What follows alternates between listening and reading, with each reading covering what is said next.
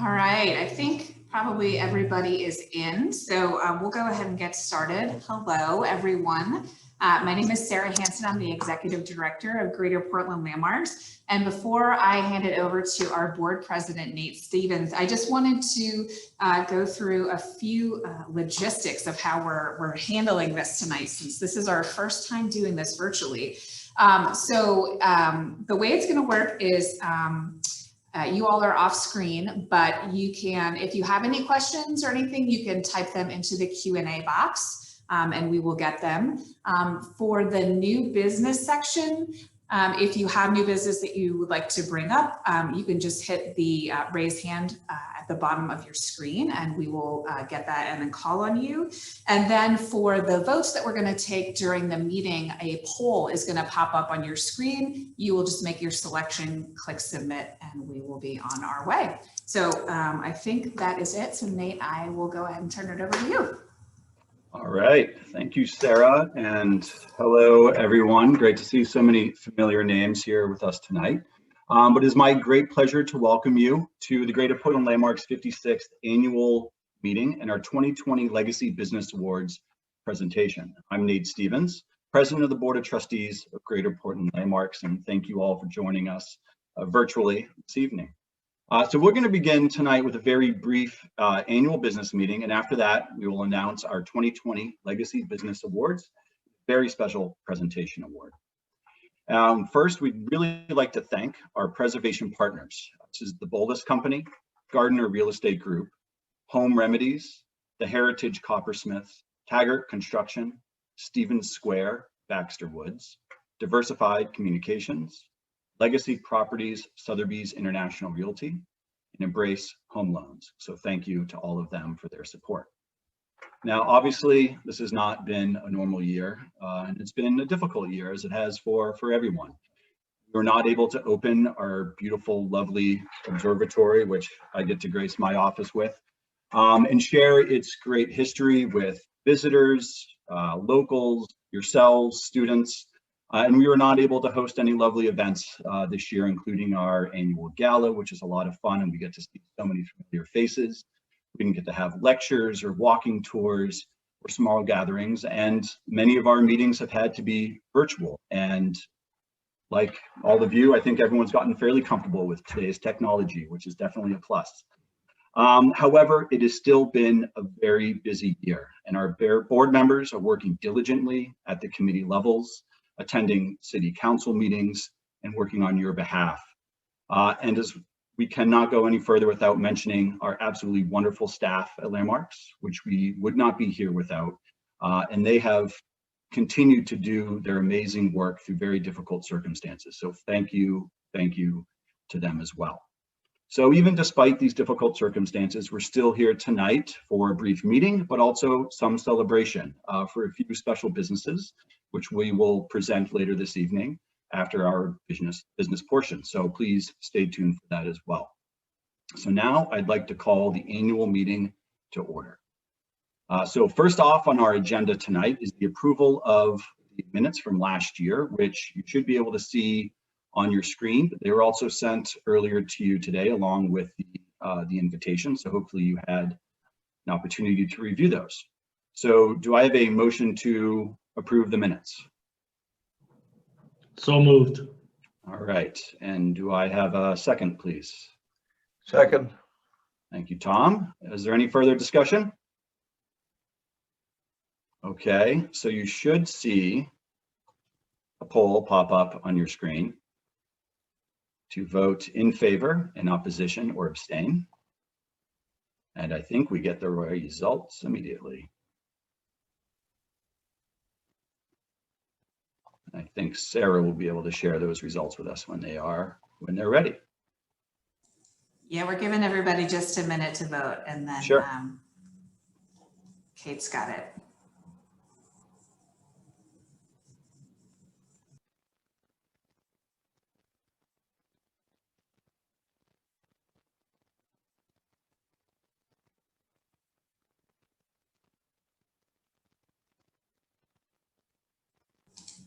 All right, 100% in favor. Thank you, everyone. Great. Thank you, Sarah. And so with that, I will now turn it over to our trusted treasurer, Tom Dowd, for a brief financial report. Good evening. It is my pleasure to report briefly, everybody says make it briefly on the financial performance of Landmarks during its last fiscal year from July 2019 to June 2020 and this fiscal year to date, because we have enough of a gap to, I need to update you. There's an old curse that may you live in interesting times, and that certainly is what's we're encountering. Landmark's finances have been a bit of a roller coaster ride since March. But as we meet here tonight, I can report so far, so good. Although it had a decent start, fiscal year 20 was not successful in the end. There was almost $80,000 of revenue lost because the observatory couldn't open. We couldn't conduct programs that generated revenues, and we were unable to hold our gala, which was a major setback. As a result, we had to furlough an employee and significantly reduce the hours of the rest of the staff in order to manage expenses. Fortunately, however, this impact has been mitigated in large part by two COVID relief grants. One, a federal PPP loan of more than $72,000, and the second, a Maine economic recovery grant that we just received last month of more than $82,000. Year-end giving is beginning to materialize. So at this point, our total cash is a little bit more than we had at the end of June. And in this environment, that's quite an accomplishment. It is sufficient to keep us fund our operations for a few months. However, the rest of the fiscal year will continue to be difficult because of the pandemic. We do not expect, maybe we'll be pleasantly surprised, but we do not expect that the constraints will go away in the next fiscal year. And during the next period, from between now and June, our only major sources of revenue will be gifts, grants, and memberships. So we will need to work very hard on that. We will need to do that until the COVID is controlled enough that we can reopen the observatory, conduct our programs, and hold our annual special event to raise money. Couple of key points on the financial statements. We've talked about it a bit. Cash is key in this environment. It's the most important asset. In fiscal 20, our unrestricted cash actually went up because of the PPP loan.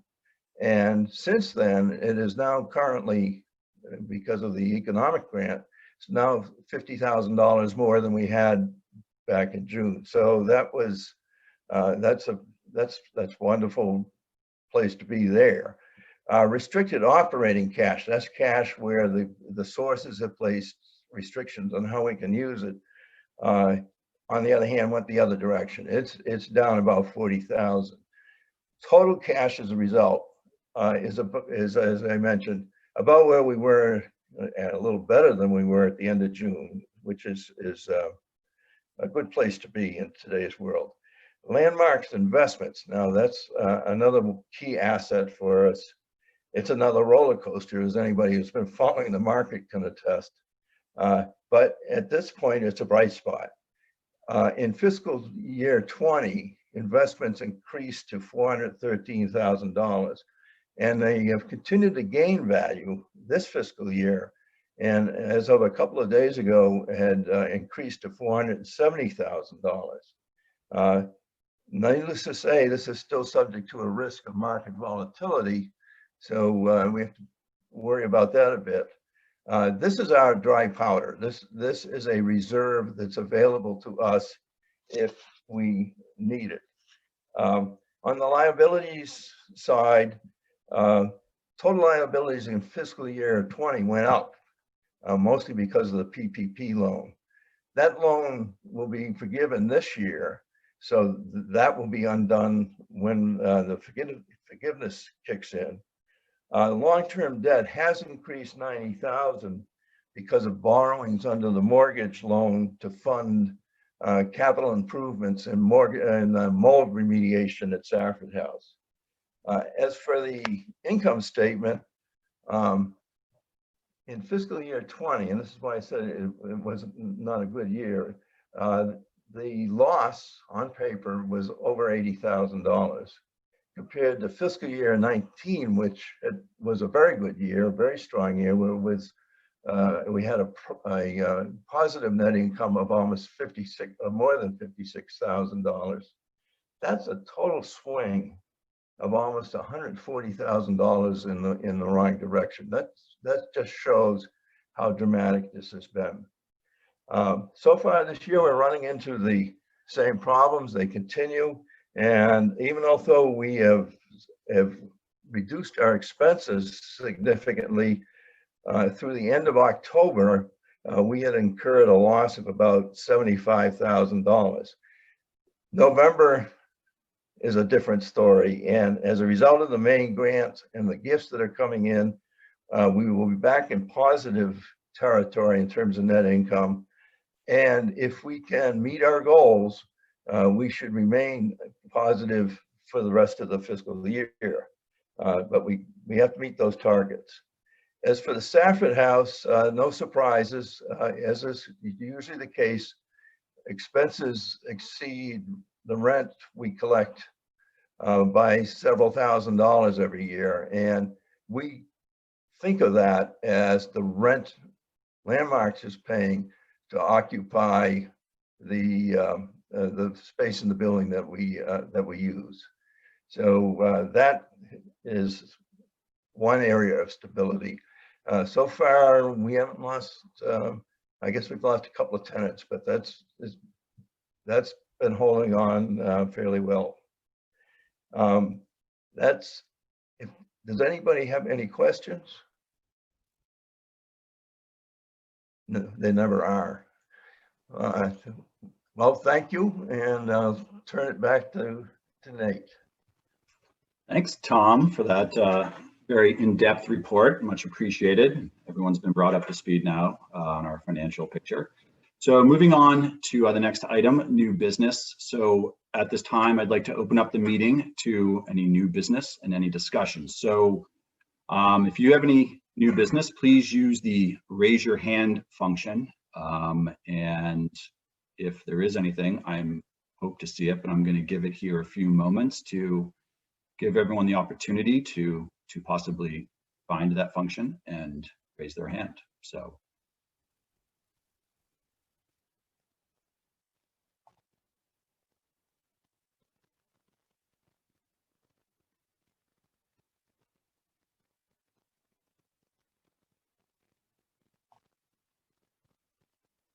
Okay, not seeing any. I'm going to close the new business portion. Hopefully I didn't miss anything. So next, I would like to invite Bruce Rouillard, our Vice President and Chair of the Governance Committee, to present the slate of nominees to the board for fiscal year 2020-2021. Bruce? Thank you, Nate, and again, welcome everyone for attending this virtual annual meeting. As Chair of the Governance Committee, I'd like to present the following slate of candidates to serve on the Board of Trustees. Trustee nominees to the board for a third 3-year term include Jane Batzel. Trustee nominees returning to the board for a second 3-year term include William Hall, Sally Oldham, Rhoda Rentschler, and Bruce Rouillard. Trustee nominees being elected for their first 3-year term include Alex Yeagerman, Jessica Milneal, and Aaron Morris. Is there a motion to approve the slate? So Missed my cue there. I approve. Is there a second? second. Okay, any discussion? Seeing none, you should all see a poll pop up on your screen allowing you to vote on this motion. I vote in favor, I vote in opposition, or I abstain. Sarah will share the results of the vote.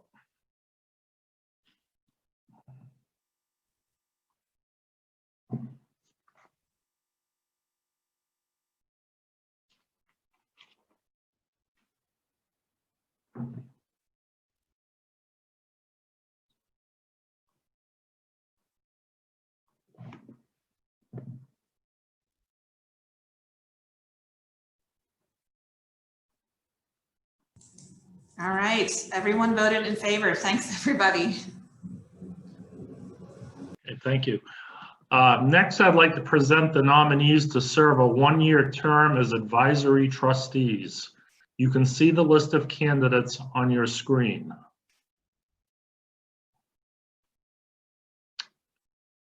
Okay, here are the candidates. Is there a motion to approve the slate of advisory trustees? So moved. Is there a second? Second. Okay, any discussion? Seeing none, you all should see a poll pop up on your screen allowing you to vote on this motion. Again, I vote in favor, I vote in opposition, or I abstain. And again, Sarah will share the results.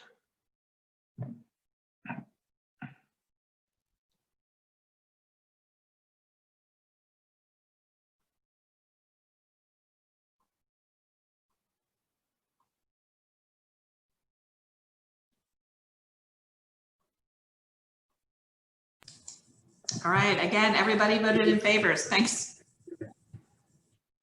Great, thank you. The last item I have is a bylaw change. We have a small adjustment to make to our bylaws.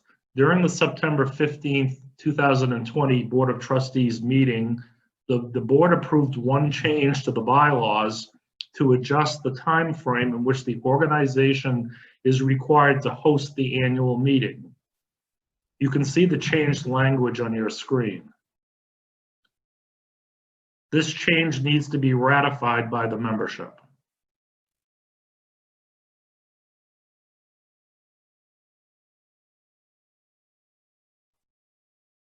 Sarah, would you like to read the change because of the type is a little small here, if you're able to do so? Sure, I'm happy to do that. So the language that we are changing is we are changing the requirement that we hold the annual meeting no later than 90 days after the close of our fiscal year to 120 days, or we've also added the line "or in the event of an extraordinary situation no later than the end of the close of the calendar year." And the reason that we are doing this is because we were prompted by, of course, the pandemic, which delayed us in pretty much everything. So this is the reason why we're making this proposed change. So thanks, Bruce, and I think you can throw up the poll, Kate. All right, thank you, Sarah. Is there a motion to approve the change to the bylaws? So moved. And may I have a second? Second. Okay, any discussion? Seeing none, your pop-up poll will allow you to vote in favor, vote in opposition, or abstain. And then Sarah, again, will share the results.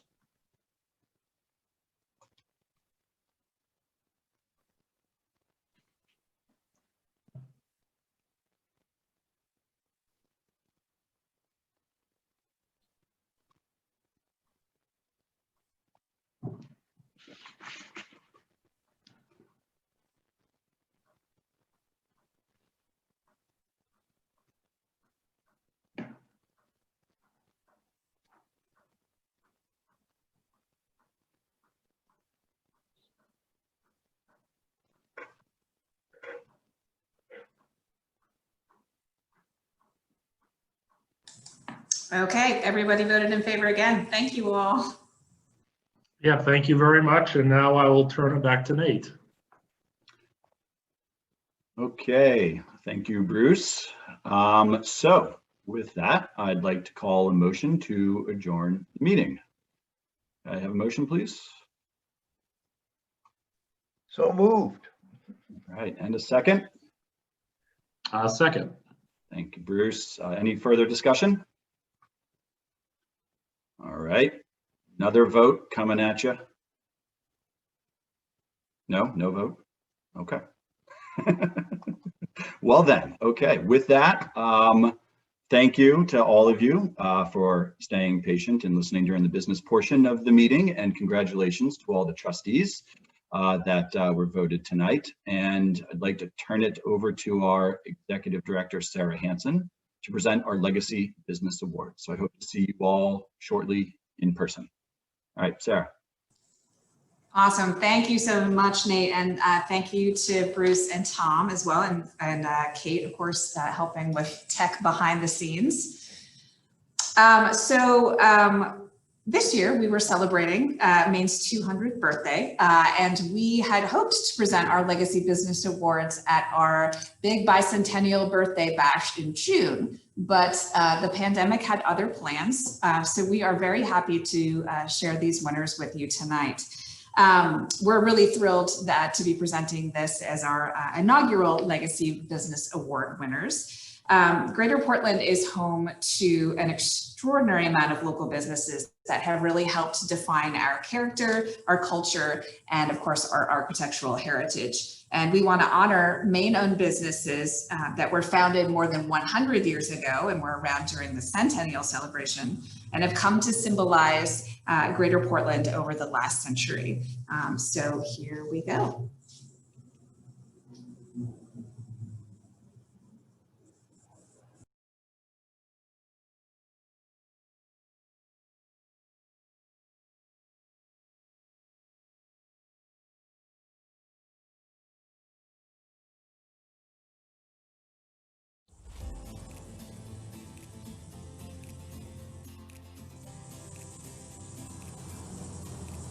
Founded on Valentine's Day in 1852, Bangor Savings Bank is one of the oldest banks in Maine and proudly celebrates its 168th birthday this year by reflecting on its long history as a strong community supporter. Since expansion into the Portland market in 1998, Bangor Savings has partnered with many local nonprofits through corporate sponsorships and grants, and just as importantly, through the tireless enthusiasm of its employees, who volunteered over 13,000 community service hours in 2019 alone. At the heart of the bank resides the company's promise: you matter more, differentiating them in the marketplace and throughout the communities they serve.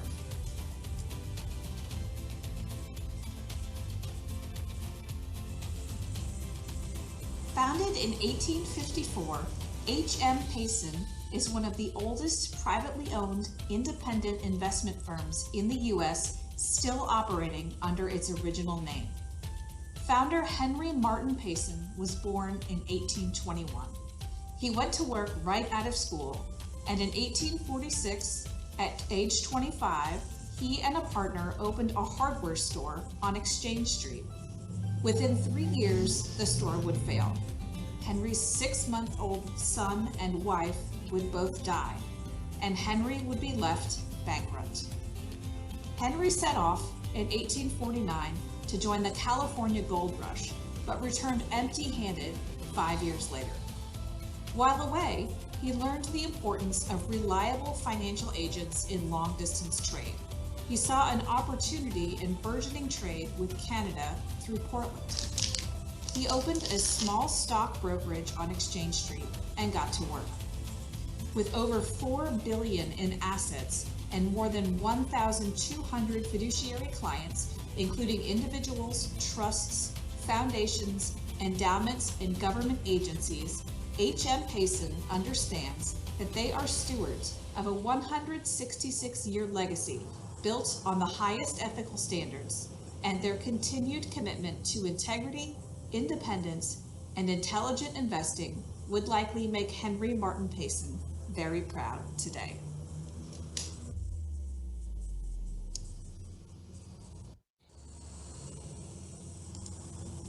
Founded by legendary entrepreneur John Bundy Brown in 1830, J.B. Brown and Sons is a local company with a rich history that started in sugar manufacturing, food retailing, and hotels. With substantial land holdings and properties in all sectors of the Portland real estate market, Brown eventually developed much of Congress Street, the waterfront, and the West End. To this day, the company remains active in Portland's real estate market, with Brown's successors forming an unbroken chain that has owned, developed, and managed residential, commercial, and industrial properties since 1830. Still largely family-owned, J.B. Brown and Sons is characterized by its stable ownership and conservative long-term outlook. They know that Portland's economic growth is vital to the company's continued success, and the long history of reinvesting in the local community continues to this day.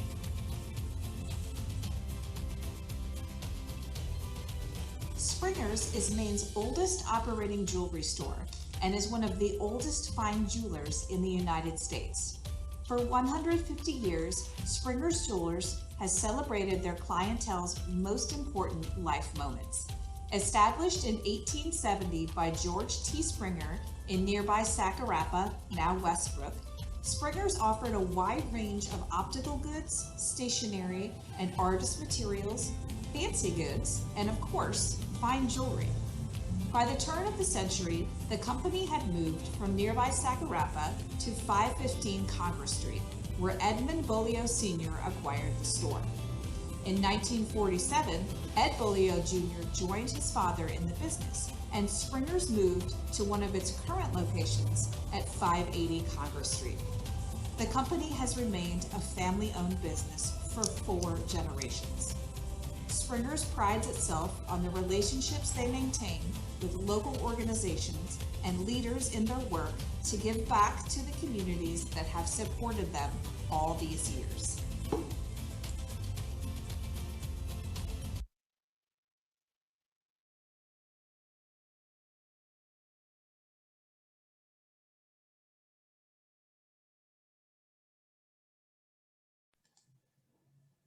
All right, huge congratulations to all of our Legacy Business Award winners. We look forward to delivering all of those plaques to you in person and celebrating, of course, when we can all get together again. So I want to move on to our final award of the night, a very special preservation award to recognize the invaluable work and restore and revitalize the Abyssinian Meeting House by our friends and dear partners, the Cummings family. The Cummings family has been boldly leading the effort to restore the Abyssinian Meeting House for more than 20 years. Leonard and Mary Jane Cummings, their daughters, Pamela Cummings and Deborah Kadrui, and now their granddaughter, Anissa Kadrui. Built between 1828 and 1835, the Abyssinian is the 3rd oldest African-American meeting house in the United States and was a center of social and political life for Portland's African-American community. The meeting house was closed in 1917 and converted to apartments, and in 1991 was taken over by the City of Portland for back taxes. In 1998, the Committee to Restore the Abyssinian bought the meeting house for $250. The Cummings family has not only led the restoration and fundraising efforts, but has also worked tirelessly to educate the community about the historic importance of this building and telling the stories of Portland's Black community. While fundraising, restoration, and education efforts continue, we owe a huge debt of gratitude to the Cummings family for their tireless efforts to protect this remarkable gem and ensure we all have the opportunity to share in and learn from a more complete view of our community's history.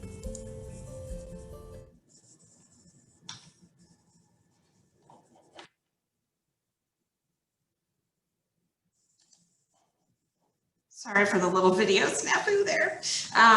But we really wish that we were celebrating together in person tonight with the Cummings family. And we are thrilled to have been able to deliver this amazing sculpture to the Cummings family earlier today. A huge thank you to Daniel Mintner with the Indigo Arts Alliance for sharing his amazing artistic vision, and to Jack Freeland and Nancy Montgomery for helping make this such a special occasion. This Phoenix Rising sculpture was carved by Daniel from an original beam from the Abyssinian Meeting House, and is actually on a plank from an 18th century house in Yarmouth. And so we are just so very thrilled to have worked with Daniel, and huge thank you to the Cummings family. You guys deserve it all. So with that, I want to congratulate them, of course, and all of our other Legacy Business Award winners. And before I turn it back to Nate to close us out, I just want to thank all of you so much for attending tonight, for your continued ongoing support. This has been quite a year, but a huge thank you to our staff, Kate, Christine, Julie, Diane, Paul, and our dear Alessa, who is still on furlough, but we know that we will get her back soon. And of course, a huge thank you to our docents who we miss dearly, our committee members, and our board of trustees who have just been so amazing. So thank you all so much. We are certain of a much brighter future ahead, thanks to all of your support. So Nate, I will turn it back over to you. Great. Thank you, Sarah, for the wonderful videos, and congratulations to Cummings family as well as the Legacy Business Award winners. And thank you to all of you for joining us tonight. Great evening. Wish we could have been in person, but we will get right back to it as soon as possible, and hopefully have a big opening party for the observatory and a wonderful gala, and hope to see all your faces soon. So thank you again to everyone, and have a great night. Bye-bye.